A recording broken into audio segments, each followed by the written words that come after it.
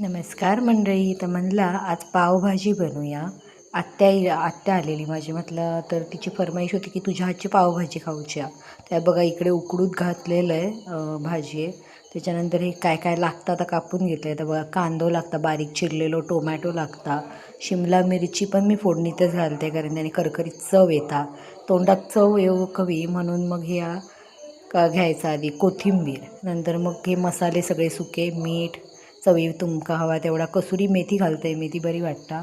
हे पावभाजीचं मसालो आपलं साधो मसालो असं सगळा घ्यायचा. त्याच्यानंतर मेन इन्ग्रेडियंट काय आपलं तर बटरने चव इतकी सुंदर येते ना की बस. ही बघा तर माझी भाजी उकडून झालेली.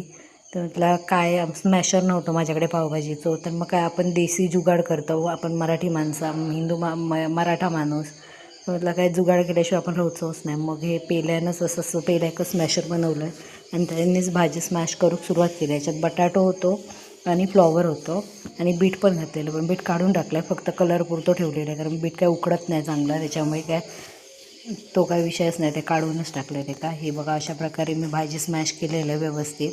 त्याच्यानंतर इकडे टोप तापूक ठेवून त्याच्यात बटर टाकलं आहे आणि मग बटर एकदम असं तडतडला मस्त. त्याच्यात थोडंसं तेल पण टाकलं आहे मी सोबतच. म्हटलं जरा बटर काळा पडल्यासारखा वाटलं, मग पटकन कांदो घातल्याबद्दल उगाच करपला तर सगळीच चव जायची, म्हणून मग कांदो घातला आहे.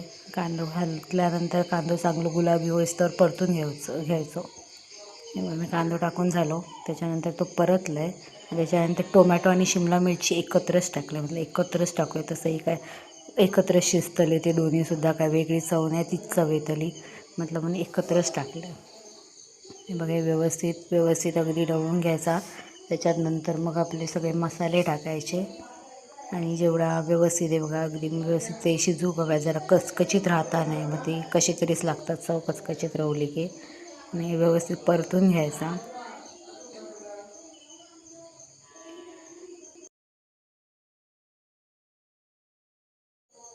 त्याच्यानंतर मग हे बघा मी सगळे जे मसाले आपण बाजू काढून ठेवलेले सुके, ते सगळे आधी ही कसुरी मेथी हातावर चांगली हे करून घ्यायची, मग त्याची चव उतरता चांगली. मी केलेलं आहे आणि मग ते सगळे मसाले आत टाकले आहे.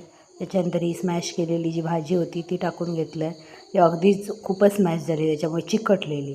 ते बघा ते झाल्यानंतर मग फोडणी घातलेले अशा प्रकारे पाणी वगैरे घालून घेतलं जेवढा हवा तेवढा. त्याच्यानंतर वरून कोथिंबीर टाकायची, कशी चव कोथिंबीरची भारी लागतात. तर बघा मंडळी माझी पावभाजी करून पूर्ण झालेली. तुमका कशी वाटली चव घेऊ केव्हा, आणि जर व्हिडिओ आवडला असेल तर लाईक करा, शेअर करा आणि कॉमेंट करू विसरू नका. बाय.